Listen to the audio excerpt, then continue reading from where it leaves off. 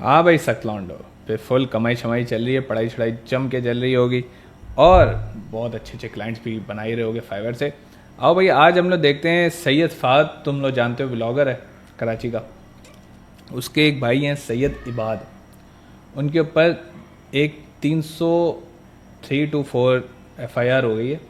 आओ उसके बारे में ज़रा देखते हैं क्या चक्कर है क्या नहीं। 25 रात 12:30 मैं हस्बे मामूल अपना व्लॉग शूट करने गया हुआ था और मैंने वो व्लॉग वीडियो बनाई थी वो मैंने यूट्यूब पे अपलोड भी कर दी, जिसमें हम बारबेक्यू कर रहे हैं और आप लोग रिसेंटली देख भी सकते हैं जाके, अभी रिसेंट ही व्लॉग है।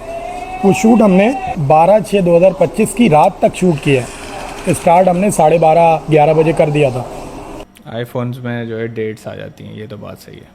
लेकिन उसी दौरान उसी वक्त 12:30 बजे जिसकी वीडियोस, जिसकी पिक्चर्स और यहाँ तक के CCTV फुटेज, मैं था technical training centre north Ahmedabad block D के अंदर अपनी वीडियो शूट कर रहा था यूट्यूब के लिए। लेकिन उसी वक्त उसी तारीख को 12:30 बजे और 12:30 बजे की जो तारीख़ थी 12/6/2025 को मेरे ऊपर होती है एक FIR इक़दाम कत्ल की। जी हाँ, अटैम्प्ट टू मर्डर की FIR मेरे ऊपर होती है। और ये करवाने वाले कौन हैं, क्या हैं, इसकी तफसील मैं आपको बताता हूँ। ये एक एप्लीकेशन मैंने IG सिंध साहब को जमा करवाई, जिसमें मैंने लिखा है कि मैं सैयद इबादुर रहमान कराची यूनिवर्सिटी शोभा visual studies 3rd year film का स्टूडेंट हूँ। वेलकम। एक दी फनफिन नामी YouTube channel short film vlogs बनाता हूँ और रियल इस्टेट का कारोबार करता हूँ छोटा मोटा। मेरे वालिद साहब और सैयद जावेदुर रहमान के 2 लोग मेरे वालिद साहब के जानने वाले और ज़ाती मुलाजिम, ये 2 लोग मेरे वालिद साहब के और हमारे ज़ाती मुलाजिम थे, जिनका नाम है खालिद हुसैन और आबिद हुसैन। ये 2 लोग हमारे घर के बर्तन वगैरह धोना, सौदा सलूक लाना, किराएदारों से किराया लेना और इसके अलावा प्रॉपर्टी की देखभाल, इसके अलावा कोई प्रॉपर्टी अगर बेचनी ख़रीदनी है तो पार्टी को बेच खरीद कर कमीशन लेना, ये काम करते थे। आज से तकरीबन 2.5 साल पहले मेरे वालिद साहब की तबीयत इतनी ख़राब हो गई कि वो सब डिप्रेशन में चले गए। मैं बिफ़ोर आफ्टर की पिक्चर अगर ये आपके सामने आ भी होगी, ये पहले मेरे वालिद साहब थे और अब आप लोगों ने फ़हद के व्लॉग्स में देखा होगा बाबा को कि बाबा किस कंडीशन में गुज़र रहे हैं, क्योंकि वो बहुत ज़्यादा डिप्रेशन में है और तकरीबन 2.5 साल हो गए घर से बाहर वो नहीं निकले। अच्छा, बाबा के बारे में एक चीज़ बताऊं, बाबा घर में टिक के बैठते ही नहीं थे, काम करते रहते थे हर वक्त, कोई प्रॉपर्टी ख़रीद ली, कोई कंस्ट्रक्शन कर ली, इस तरीके का था सारा मामला। खैर, ये दोनों बाबा के साथ साथ होते थे और जो भी बाबा का प्रॉपर्टी से रिलेटेड काम था, जो भी बाबा का बिज़नेस था, वो ये लोग संभालते थे बाकायदा। हमें बाबा ज़्यादा इस वजह से नहीं करते थे क्योंकि हम अपना वीडियोस बना रहे हैं, अपना यूनिवर्सिटी के अंदर पढ़ रहे हैं, तो बाबा कहते थे बेटा तुम लोग अपनी पढ़ाई कंटिन्यू करो, एक वक्त आएगा जब तुम लोगों को मैं ये संभालने के लिए दे दूँगा। लेकिन इन लोगों को मैंने बचपन से पाला है, बच्चों की तरह पाला है, तो इनको मैं अपना बच्चा समझ के अपने साथ साथ ही रखता हूँ। मैं एक्सपेक्ट कर रहा हूँ कि इन्होंने या तो पैसे खाए होंगे या तो फिर जो है कोई ना कोई प्रॉपर्टी का कब्जा किया है, जो कि अमूमन पाकिस्तानियों का ये कौमी खेल है ना, ठीक है, क्योंकि खुद मेहनत करना पसंद नहीं करते, दूसरे के खा कर जो है हम पैसे बनाना चाहते हैं। इसलिए अब देखते हैं, let's find out how this story unfolds. तो तुम लोग परेशान मत हो। मैं ज़्यादा परेशान रहता था, मैं बाबा को यही कहता रहता था कि इन लोगों के अंदर ऐसी क्या बात है जो हमारे अंदर टैलेंट नहीं है, मैं आपका काम संभाल सकता हूँ, आप मुझे दें जिम्मेदारी। तो बाबा कहते थे बेटा प्रॉपर्टी की काम है तो काफ़ी मसले मसाइल भी होते हैं, तो आप लोग अपना वीडियोज़ बनाते रहो, अपनी पढ़ाई कंटिन्यू करो। खैर, मैं फिर भी जाता था, ऑफिस बैठता था, देखता था, थोड़ी बहुत नो हाउ थी मुझे। खैर, तो 2.5 साल पहले जब बाबा को सख्त डिप्रेशन हुआ, जिसकी वजह से बाबा घर पे बैठ गए, तो बाबा ने अपने तमाम मामलात, यही खालिद हुसैन और आबिद रशीद जो दोनों भाई हैं, इन दोनों को बाबा ने अपने तमाम मामलात संभालने के लिए कहा कि भाई ये जो किराएदारी है, ये जो लोगों को, क्योंकि जब बंदा काम कर रहा होता है तो कुछ लोगों ने इन्वेस्ट भी किया हुआ होता है और कुछ लोगों से पैसे लेने भी होते हैं। तो जिन लोगों ने इन्वेस्ट किया हुआ था उनको मेरे मत्थे मार दिया कि भाई इनके पैसे वापस करने, और जिन लोगों को पैसे देने थे मुझे कहते गए कि इनको 10 लाख देने, तो मैं इनको 10 लाख दे रहा हूँ, क्योंकि मुझे इतना ख़ास पता नहीं था कि यार कोई लिखा पढ़ी या क्या चीज़ क्या होती है। बस जो चीज़ मेरे सामने ला के बंदा बैठता था कहता था, इस तरीके से इन्होंने मुझे जहाँ जहाँ बताते गए मैं वहाँ करता गया। क्यों? क्योंकि बचपन से हमने इनको देखा बाबा के साथ साथ लगे हुए, तो मैं भी भरोसा करता था, बाबा भी भरोसा करते थे कि नहीं यार ये लोग साथ दे रहे हैं और जो बता रहे हैं सही बता रहे हैं। लेकिन बाद में जब मुझे असल कहानी की हकीकत पता चली, वो ये थी कि भाई ये जो लोगों को, जिन लोगों को ज़्यादातर पैसे दिलवा रहे हैं उनको पैसे देने ही नहीं थे, बल्कि ये ख़ुद उनसे वसूल कर रहे हैं। अगर किसी बंदे ने, कोई बंदा बैठ के गवाही दे रहा है कि 10 लाख रुपए लेने हैं मुझे, तो वो 10 लाख रुपए उसने नहीं लेने हैं, वो 10 लाख रुपए ये लोग ले रहे हैं। ओहो, इनको पता चल गया कि भाई देखा? इसके साथ हम पैसे निकालते मेरी रहेंगे expectation से और जो मैं- हम इनको देते रहेंगे, तो इनको मज़ा आने लगा। जितना काम मैंने किया है जब मैंने कंपनी बनाई, और एक वेरी अनफॉर्चुनेट एक्सपीरियंस मेरे साथ यही हुआ कि ये जो पाकिस्तानी कौम है ना, ये ख़ास तौर पे ये वाली हरकतों में इतनी आगे भाई। मेरे पास कुछ ऐसे ही, जैसे भाई जाहिर है थोड़ा सा खुले दिल के लोग हैं, ठीक है। अब ऐसा तो नहीं है ना कि अभी वही बहुत पैसा देख लिया हमने, अल्हम्दुलिल्लाह पहले से सारा कुछ, वेल ऑफ फैमिली सारा कुछ था, ठीक है, गुड स्कूलिंग सारा कुछ।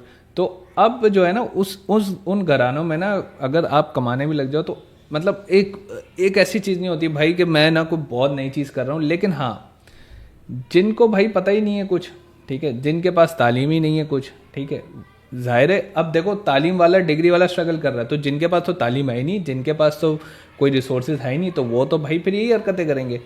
और पाकिस्तानियों से मुझे चिढ़ इस बात की इसलिए ही आती है कि भाई ये ना ऐसी खुदा की कसम अपनी माओं को बीमार कर देते हैं, पैसे ले जाते हैं, ठीक है, प्लॉट खा के भाग जाते हैं किसी के।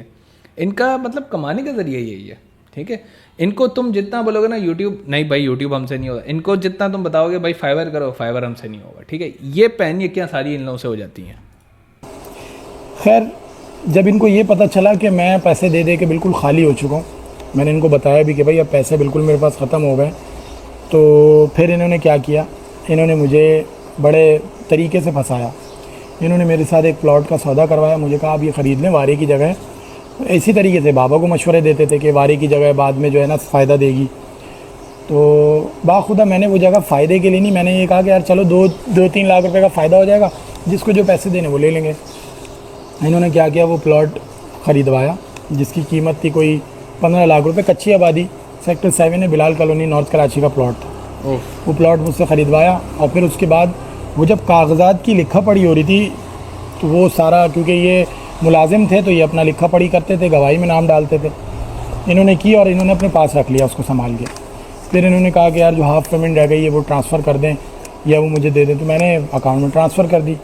ट्रांसफ़र की तो इन्होंने क्या किया, अपने अकाउंट से निकाल के जो पार्टी थी उसको पेमेंट दी और कहा फुल एंड फाइनल का एग्रीमेंट मेरे नाम पे बनेगा, क्योंकि मैं जो हूँ ना ये पेमेंट मैं कर रहा हूँ।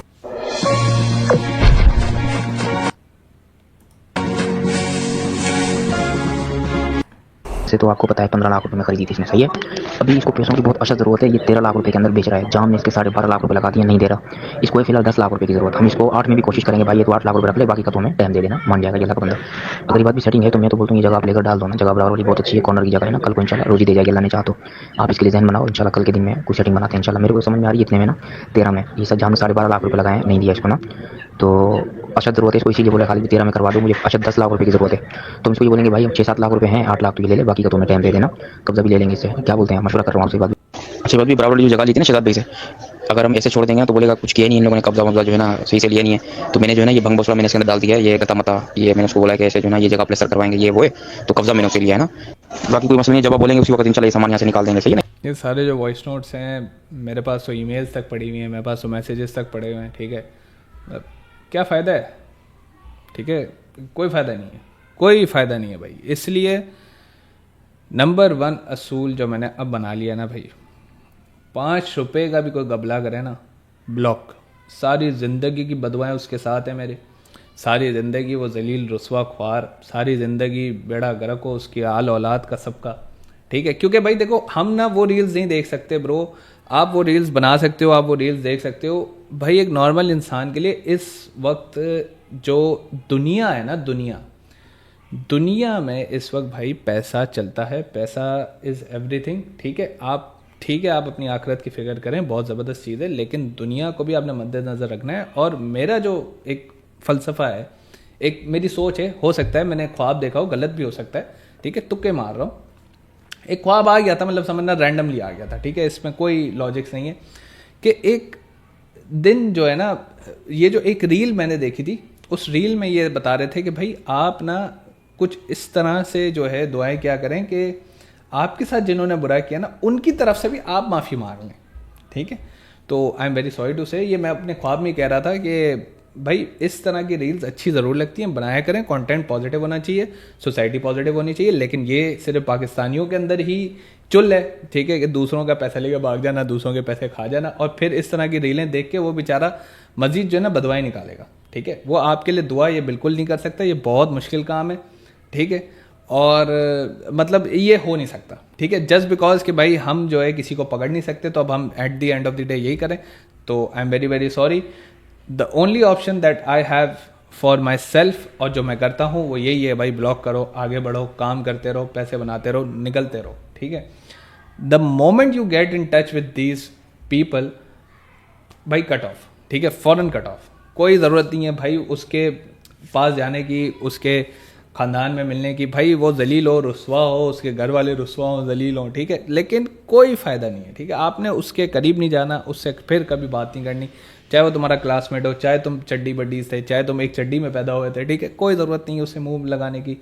क्योंकि मैंने एक चीज़ पर्सनली नोट की है, भाई जो बंदा आपको 500 रुपये में आपको ठगी लगाएगा ना, वो कल को 5 लाख रुपए भी खाएगा।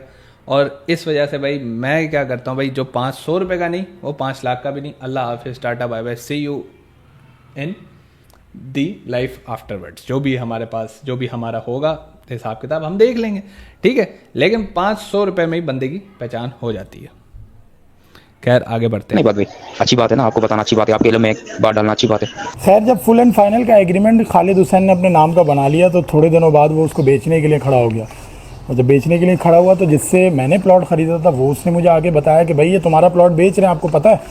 मैंने कहा नहीं, मुझे तो नहीं मालूम। जब मैं उस जगह पे जाके खड़ा हुआ, तो वहाँ पे जो ख़रीदार पार्टी थी, उनको जब सारा सीन बताया, और ऑब्वियसली मैं गुस्सा था, मैं चीख रहा था उनके ऊपर कि यार ये क्या, कैसे कर रहे हो? क्या बात है? भाई लाखों करोड़ रुपए के मामला आते हैं भाई, अरबों रुपए के मामला आते हैं, अरबों रुपए के मामला आते हैं। वालिद साहब से जाके पूछो, वालिद साहब को यही बुला लूं, वालिद साहब से जाके पूछो, क्या वालिद साहब अभी दिमाग क्या दुनिया से चले गए? वालिद साहब अल्लाह ना करे, अभी सही हो गया माशाल्लाह, अभी दुनिया से चले गए वालिद साहब। 50 लाख देने तो उस टाइम सही नहीं थे, नहीं, दुनिया से चले गए क्या वालिद साहब? ये क्या कर रहे हो? ये बात नहीं है, ड्रामेबाजी नहीं कर रहा, ड्रामेबाजी मैं नहीं कर रहा। पार्टी ने बोला अगर कोई मसला है तो हम जो है ना इसको नहीं खरीद रहे। तो फिर उसके बाद इन्होंने इलाके में किसी और बंदे को बेच दिया। जब बेचा तो मैं मजबूर हो गया, क्योंकि अब बाद में मुझे पता चला कि सीन असल में है क्या। असल सीन ये है कि जब बाबा की तबीयत ख़राब हुई थी, तो ये भाई साहब बाबा के पास आए थे। इन्होंने कहा था कि मुझे जो है पावर ऑफ अटॉर्नी दे दें, तो मैं अगर कोई चीज़ बेच रहा हूँ या कोई चीज़ ऐसी आपकी निकाल के पैसे किसी को देने की कोशिश कर रहा हूँ, तो वो जो है कोई मुझसे इस वजह से नहीं ख़रीद रहा कि वो कह रहा है तुम्हारे पास अथॉरिटी क्या है, जावेद भाई को बुलाओ, मतलब मेरे वालिद साहब को बुलाओ।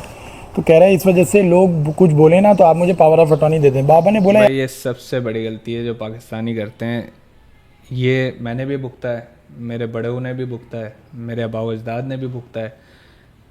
एटलीस्ट ठीक है, आपको पाकिस्तानी जो है ना बहुत जन्नती नज़र आते होंगे, ठीक है, आपको बहुत अच्छे नज़र आते होंगे, they are very very good, ठीक है, उनका मतलब बैठने का तरीका सलीका, उठने का तरीका सलीका। पैसों के मामले में I am very sorry to say भाई, आप मेरे ना पप्पी के लड़के भी लगते हैं तो भी मुझे एतबार नहीं, खाला के बेटे हैं तो भी मुझे एतबार नहीं, इवन के आप सिवाय मेरे भाई बहनों के अलावा, ठीक है, अगर आप मेरे कोई सौतेले भी भाई है ना, तो भी मुझे आप पे भरोसा कोई नहीं होना, ठीक है।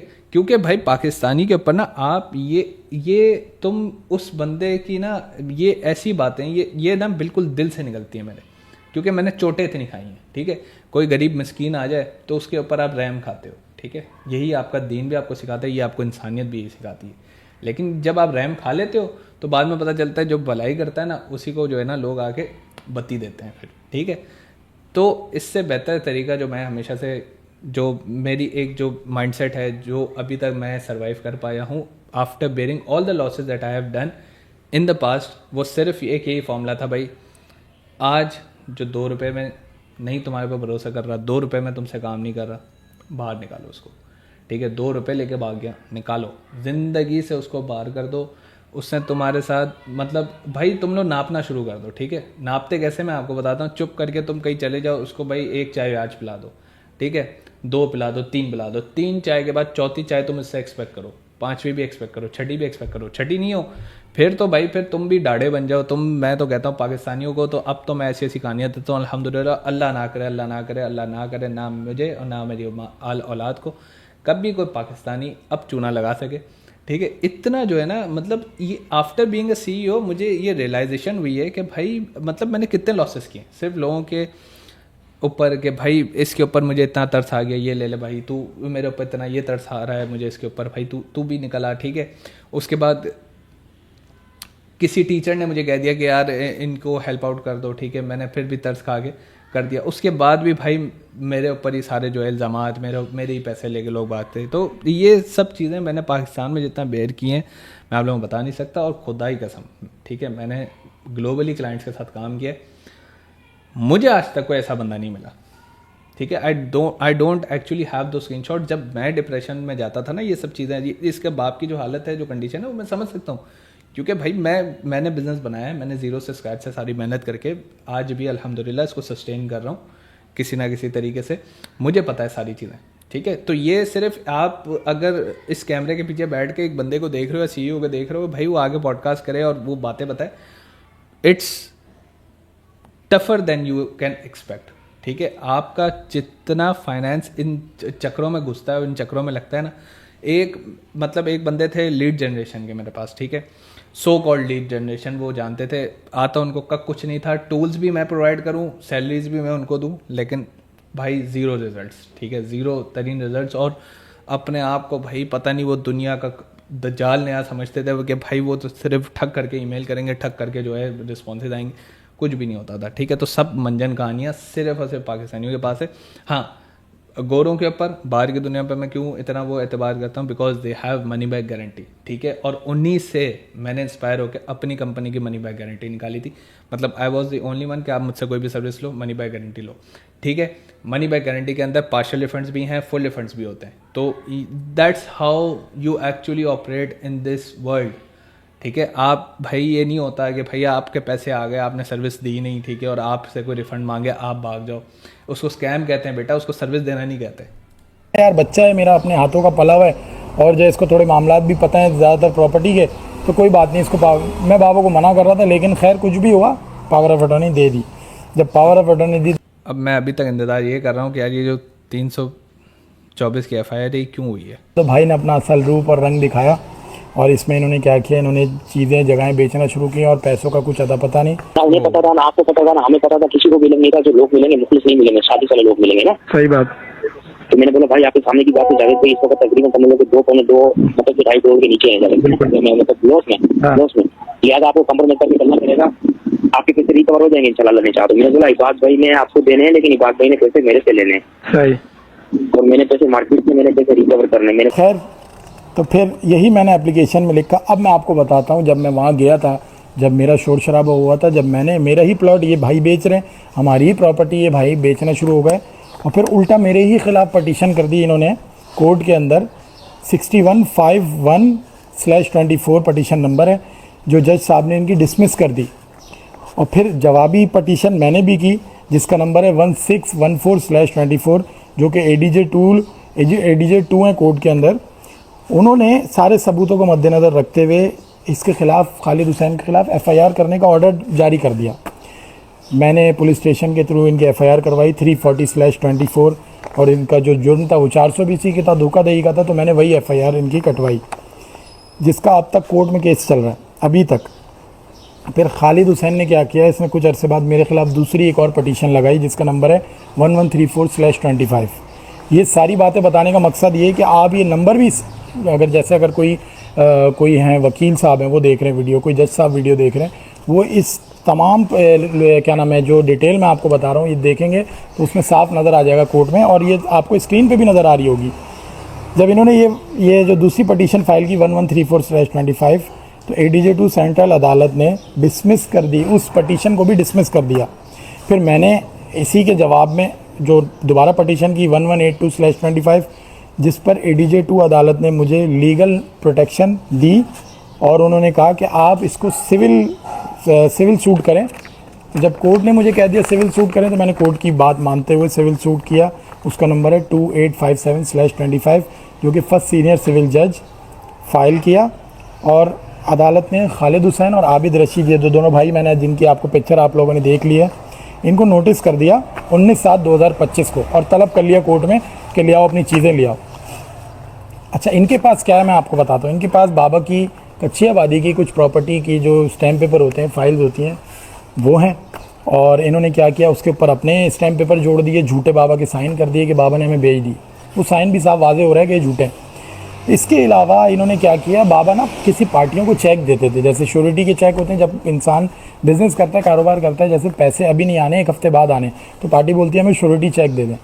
तो इसी तरीके से काम चलता था, तो श्योरिटी चेक दे दिए करते थे। 1 हफ्ते बाद पेमेंट करी, उस पेमेंट करने के बाद ये भाई साहब क्या करते थे, वो या श्योरिटी चेक का मैं आप लोगों को बताता चलूँ। श्योरिटी चेक इस तरीके से काम करता है, बेसिकली ये टाइम से पहले विड्रॉ नहीं हो सकता। तो आप जो है क्या करते हो, in any time in future आप जो है एक डेट डाल देते हो, जैसे आज 24 तारीख है, ठीक है। अब मैं श्योरिटी चेक अगर किसी का बनाना चाहूँगा तो मैं 2 जुलाई का दे दूंगा किसी को, ठीक है, किसी को 12 जुलाई का, 24 जुलाई का।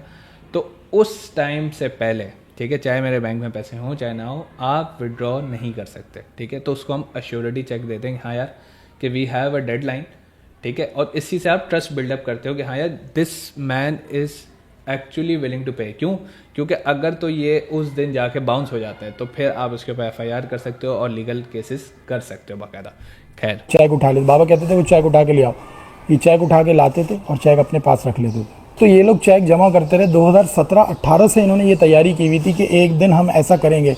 और मुझे लगता है कि बाबा यार इतना माशाल्लाह से उनका दिमाग था, इतना वो काम करते थे, घर पे बैठते ही नहीं थे। सिर्फ काम करना, प्रॉपर्टी का काम करना बड़ा दिमाग वाले का काम होता है। माशाल्लाह से इतना तेज़ उनका दिमाग था और इतनी सारी चीज़ें थी, कैसे किसी भी मुश्किल को हल कर लेते थे। तो जब वो ज़्यादा इतने डिप्रेशन में आ गए तो मुझे बजाते खुद मुझे ये फील हुआ कि या तो इन्होंने कुछ खिलाया पिलाया बाबा को, कोई ऐसी चीज़ खिलाई जिसने डायरेक्ट दिमाग पे असर किया, खाने में मिला के या किसी चीज़ में मिला के। और ऐसा कर सकता है ऐसा इंसान जब वो चीज़ों पे भी कब्ज़ा करने की कोशिश कर रहा है, कब्ज़ा कर भी रहा है, चीज़ें बेच भी रहा है। और अब मैं आपको जो शुरू में मैंने आपको हरकत बताई थी, जो सुरजानी टाउन थाने में मेरी FIR करवाई है 12 तारीख 6 महीना 2025 को, जिस वक्त मैं व्लॉग बना रहा हूँ TTC सेंटर अपना इधर नॉर्थ अहमदाबाद ब्लॉक D में, झूठी FIR मेरे ऊपर करवाई है। और लेवल आप देखें क्या किया, अपने कुछ दोस्तों के साथ मिलके अपने सगे भाई को जो आबिद है उसको यहाँ पे इधर गोश में गोली मार के, और FIR में ये लिखवाया है कि मैंने उसको गोली मारी है रात 12:30 बजे 12/6/2025 को। हालांकि 12/6/2025 रात 12:30 बजे मैं गवर्नमेंट के technical training centre north Ahmedabad block D के अंदर व्लॉग बना रहा हूँ। उसके अंदर मैंने एप्लीकेशन में भी ये लिखा कि मैं व्लॉग भी बना रहा हूँ, वीडियो भी बना रहा हूँ, बारबेक्यू की तैयारी भी कर रहा हूँ। जो मैंने फुटेजेस लगाई हुई है इसके अंदर, वीडियो के अंदर भी। एक चीज़ होती है CDR कि आपकी सिम कहाँ मौजूद है, आपका मोबाइल कहाँ मौजूद है। और जो मेरे साथ लोग हैं, मेरे साथ शाहजेब है, निहाल है, इसके अलावा हसन है, ये लोग सारे मेरे साथ वीडियो बना रहे हैं, मेरा कैमरामैन वीडियो बना रहा है। मैंने कहा आप सबका CDR निकालें, इस एप्लीकेशन में लिखा हुआ है। फिर वहाँ की CCTV फुटेज है, नॉर्थ अहमदाबाद ब्लॉक D का एरिया है, कोई ऐसा तो नहीं है कि कोई कच्ची आबादी है, उधर सब जगह कैमरे लगे हुए हैं, वहाँ की फुटेजेस निकलवाई जाएँ। और फिर उसके बाद मैंने इसमें लिखा है कि इन्होंने जो FIR करवाई है, FIR का नंबर है सुरजानी टाउन, जो झूठी FIR है बिल्कुल, उसमें 776/25 FIR भी आप लोगों को शो हो रही होगी स्क्रीन पे। मैंने कहा कि इस पर एक GIT बनाई जाए, मेडिकल बोर्ड बिठाया जाए, ताकि पता चल सके कि ये खुद साख्ता ज़ख़म, मतलब या तो इसने ज़ख़म खुद बनाया या इसने खुद फायर किया अपने हाथ पे। और ये दोनों भाई कच्ची आबादी के रहने वाले, कच्ची आबादी जो कि इलीगल होती है, उसके अंदर जो इनका घर है। तो इस चीज़ के सारे सबूत मेरे पास अल्हम्दुलिल्लाह अल्लाह का शुक्र है मौजूद हैं। अगर फेयर इन्वेस्टिगेशन होती है और खैर यार मैं सिर्फ इतना ही कह सकता हूँ कि आप लोग भाई जितना बच सको, जितना बच सकते हो बचो, ठीक है। I am very sorry to say, ठीक है, मैं इस कंट्री से माफ़ी मांग सकता हूँ भाई कि आप लोगों के ऊपर भरोसा मैं कुछ नहीं करूँगा, ठीक है। चाहे आप जितने भी मेरे सगे हों, ठीक है, I will expect something in return. If you can not afford it, जाओ दफ़ा हो जाओ, अपनी अपनी गैदरिंग्स बनाओ कंपनीज, ठीक है, सस्टेन करो, अल्लाह तुम्हें कामयाब करे। लेकिन भाई जो ये काम नहीं करता, जो इन कामों में नहीं है, ठीक है, उसको ना तंग करो, ठीक है, उसको ना छेड़ो भाई। वो क्योंकि उसका माइंड बिल्कुल क्लियर है, उसको पता है भाई उसने जो है स्ट्रगल कर करके कुछ ना कुछ करना होता है ज़िंदगी में। वो तुम्हारी तरह भाई इतना तेज़ दिमाग लेके नहीं आया कि भाई मैं इधर से चूना लगाऊंगा ऐसे बच जाऊंगा, उधर चूना लगाऊंगा ऐसे बच जाऊंगा, ठीक है। बहुत ज़्यादा विल पावर है, बहुत ज़्यादा दिमाग चाहिए उसके लिए, और इतना दिमाग हर बंदे के पास नहीं होता, ठीक है। इसलिए भाई मैं आप सबसे यही रिक्वेस्ट करूँगा कि अपनी कभी भी जो चीज़ जिसकी मॉनेटरी वैल्यू हो ना, ठीक है, दुनिया के अंदर पैसा भाई बहुत बड़ी चीज़ है, ठीक है। मैं ये नहीं बोल सकता कि पैसा खुदा है, ठीक है, ये बहुत बड़ा क्लेम हो जाता है नाउज़ुबिल्लाह, लेकिन दुनिया में पैसा सबसे बड़ी चीज़ है, सबसे ज़्यादा अहमियत रखती है। इसको अपने खून के अलावा कहीं और तकसीम ना होने दो, ठीक है। अपनी विरासत, तभी इस्लाम में विरासत का है, आप जा रहे हो कुछ दे के चले जाओ, ठीक है, ताकि वो स्ट्रगल इतनी ज़्यादा ना करें जो स्ट्रगल शायद आपने की है, ठीक है, बात समझ रहे हो। तो अपने कोई भी ऐसी चीज़, कोई भी ऐसा एसेट हो, चाहे गोल्ड हो, कुछ भी रखा हो यार, 500 रुपये भी रखे हो ना, तो अपनी आल औलाद को दे जाओ, किसी गैर के ऊपर बिल्कुल भरोसा ना करो, ठीक है, चाहे वो आपकी कौम का हो चाहे आपकी कौम का ना हो, क्योंकि इस वक्त हर बंदे को पैसा चाहिए, ठीक है, रिसोर्सेज है नहीं, तालीम है नहीं, तो फिर बंदा क्या करेगा, ठीक है। यही 2 नंबरियाँ, और 2 नंबरियाँ ईजी कम ईजी गो है, ठीक है, वो सस्टेन नहीं करती। खैर, मिलता हूँ नेक्स्ट वीडियो में, फ़िलहाल के लिए अल्लाह हाफिज़।